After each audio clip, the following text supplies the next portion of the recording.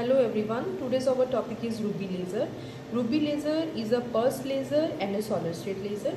Why it is called a pulsed laser? Because at the output we get a short pulses or flashes. They are not a continuous wave. And second, it is a solid state because the active medium, the laser medium is a ruby crystal which is solid. That's why it is a solid state laser. Then it was built by T.H. Memon in 1960 and it is the first working laser. Then about the construction. After construction, working. Construction in this is a ruby rod, and ruby rod is formed by a ruby crystals. How? First of all, what is a ruby?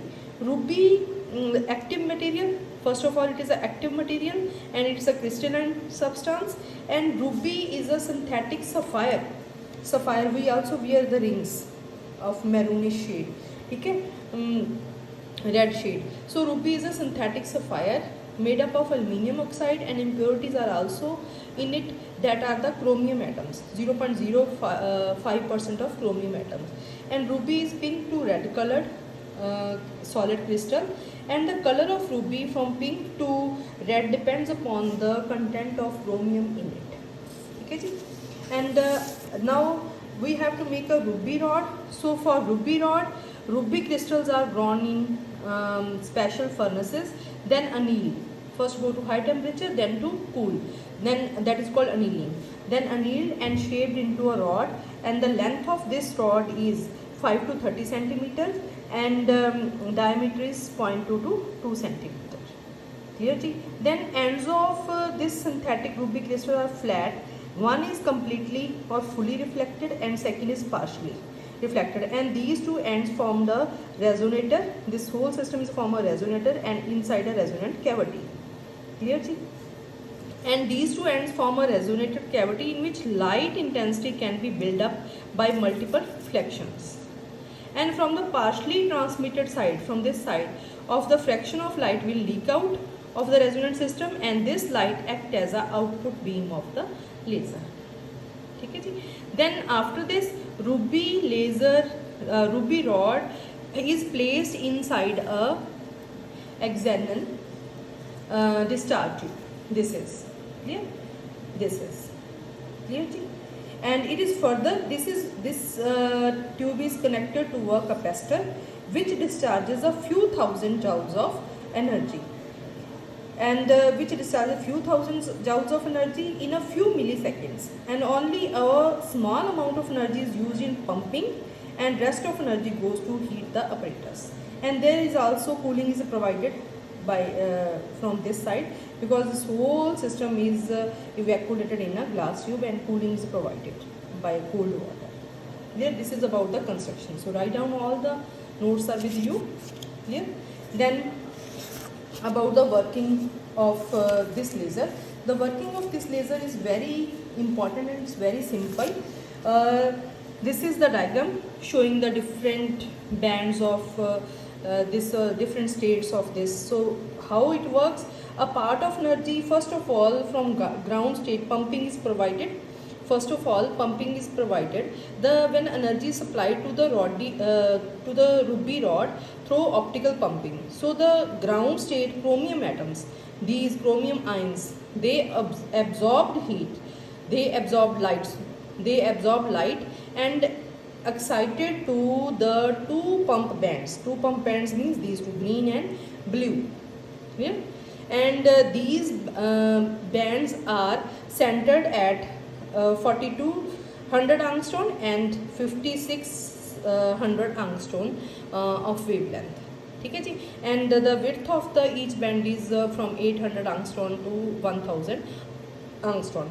And at this position, they can live or they can be there in this state about 10 raised to minus 8 seconds. About 10 raised to power minus 8 seconds. Yeah? Up to a short period of time they can live there. Okay? After that, they goes to the metastable state with non-radiative transitions. These are the non-radiative transitions, and at non-radiative transitions they can be 10 raised to power minus 3 seconds. 10 raised to power minus 3 seconds. Okay? In few milliseconds. 10 to minus 3 seconds, and this state is a metastable state. This state is a metastable state. This is a metastable state, and after that they can go to the ground state by emitting a one photon. Okay, and this photon then again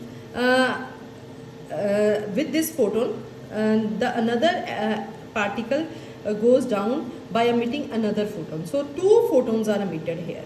Two photons are emitted at the output. Clear?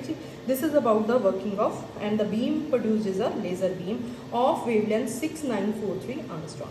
So this is here is the all the nodes. A part of energy produced by the discharge tube is utilizing in heating the tube, but same energy is absorbed by the ruby in exciting the chromium ions. Okay, these two bands, resulting in their excitation to an energy level, okay, inside the band, that is 5600 angstrom and 4200 angstrom. Okay, and then chromium ions make a very fast non-radiative transitions from the excited state to metastable state, and these ions can stay for longer period 10 to minus 3 seconds, producing population inversion. Once this is achieved, laser action is triggered by spontaneous emitted photons. So because of multiple reflection in the cavity, the laser beam glows. So this is about the working of this. But at the output we are not getting a continuous wave, we are getting a pulsed wave. Why? Because this is very important question. Pulsed output spiking in the ruby laser. So when the pump is switched on to a value much above the threshold, the population inversion builds up and crosses the threshold value, and photon number builds up rapidly to a value higher than the steady state. Yeah, higher than the steady state value. And since the photon number is higher than the steady state value, and the rate at which the upper level stimulate is much higher than the pump rate. Now the upper level stimulation is higher than the pump rate. So pumping is less, so inversion becomes below threshold, and the laser action ceases, and the laser action ceases, stops for a few for some time or a few seconds, milliseconds. Okay, and laser emission stops for a few milliseconds till the next flash repeats its process. So ruby laser gives a pulsed output, that is spikes. Clear? Short flashes or the pulses. Clear? And continuous wave can be produced if chromium doping is large.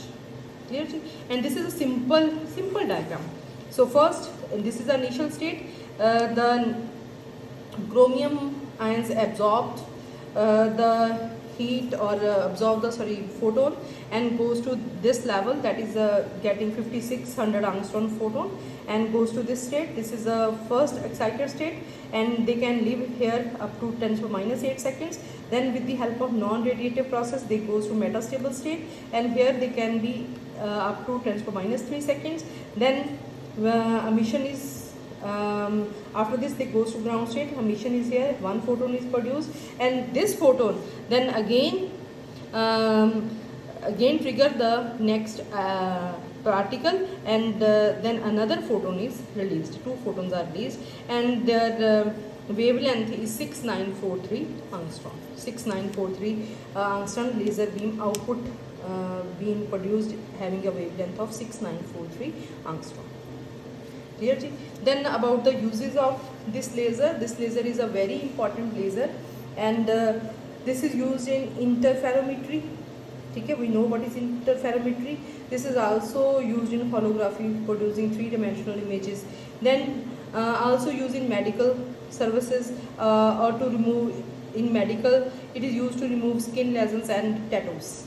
Okay, also used in CMOD. CMOD means crack mouth opening displacement. Okay, so these are the uses of this laser. There are also some disadvantages of the ruby laser, because the first disadvantage is it operates in only pulsed mode.